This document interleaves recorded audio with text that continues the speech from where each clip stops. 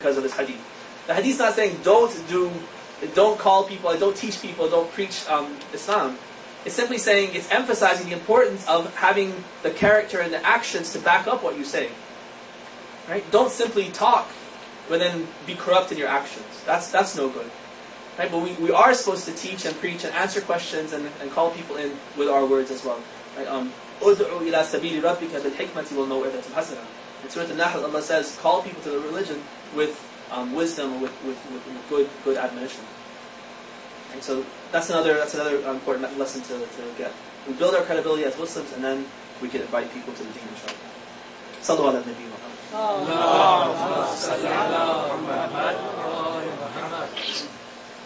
I'd like to share with you a story from Karbala. This is the story of one of the companions of Imam Ali ibn Imam Hussein, known as Nafi ibn Hilal.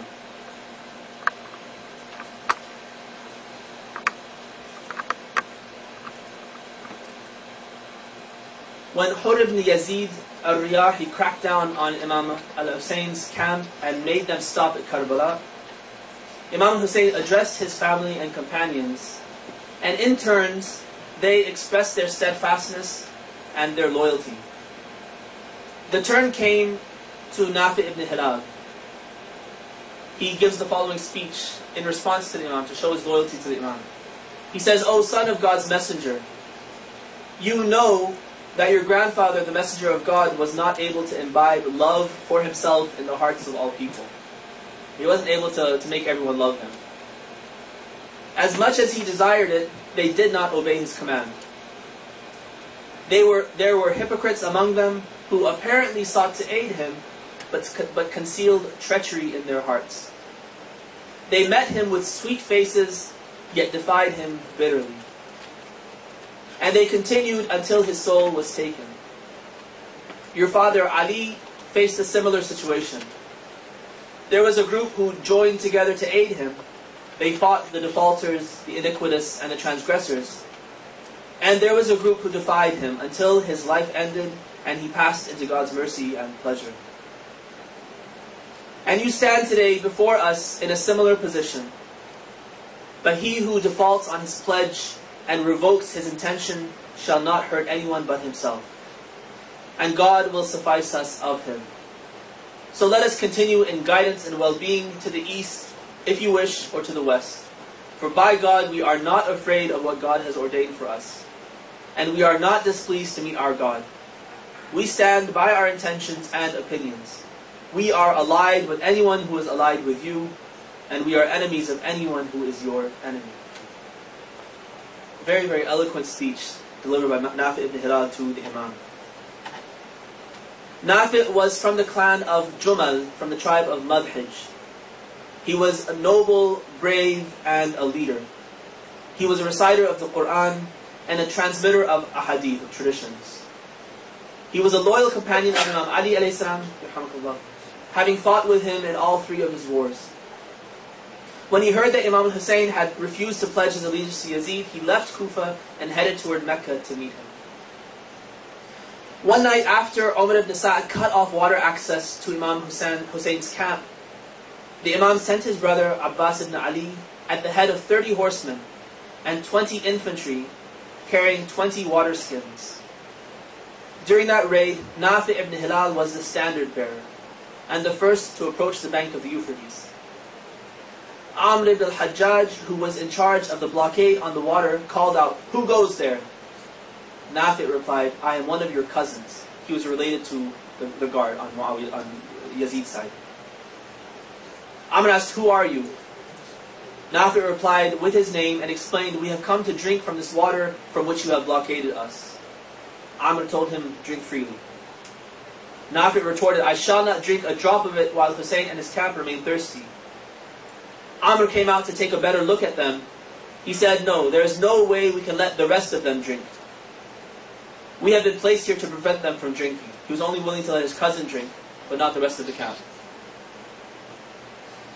Nafi ignored him and told his men to fill their skins. At seeing this, Amr ordered his forces to attack. In response, Abbas ibn Ali and Nafi ibn Hilal, they attacked Amr's men and they scattered them and gave their own men enough time to fill all 20 skins. On the day of Ashura, after the battle commenced, a brother of Amr ibn Qurada al-Ansari came forward from the ranks of the Kufan army to avenge the death of his brother.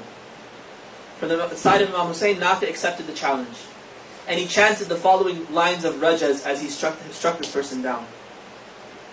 أنا الغلام اليمني الجملي ديني على ديني حسين وعلي إن أقتل اليوم فهذا أملي وذاك الرأي وألاقي عملي. I am Yemeni from the clan of Jumal. My religion is that of Hussein and Ali. If I am killed today, then I will have achieved my hopes. That is my belief, and I shall back it up with action.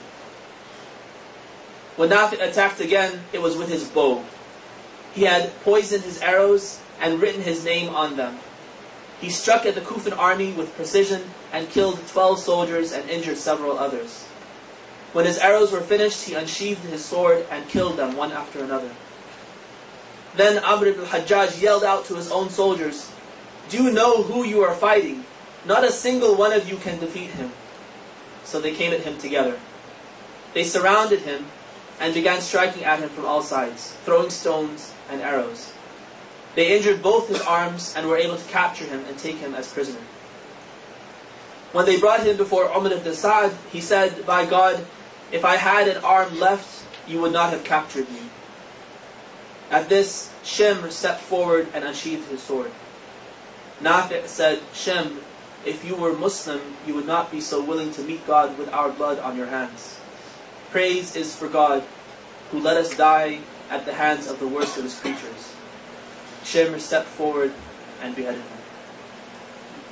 Assalamu alayka ya Aba Abdullah وعلى الأرواح التي حلت بفنائك عليك مني سلام الله أبدا ما بقيت وبقي الليل والنهار ولا جعله الله آخر العهد مني بزيارتكم السلام على الحسين وعلى علي بن الحسين وعلى أولاد الحسين وعلى أصحاب الحسين.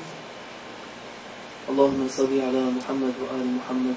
Allah, we ask you to send your blessings and mercy on Muhammad and family of Muhammad. Forgive us for our sins and our shortcomings.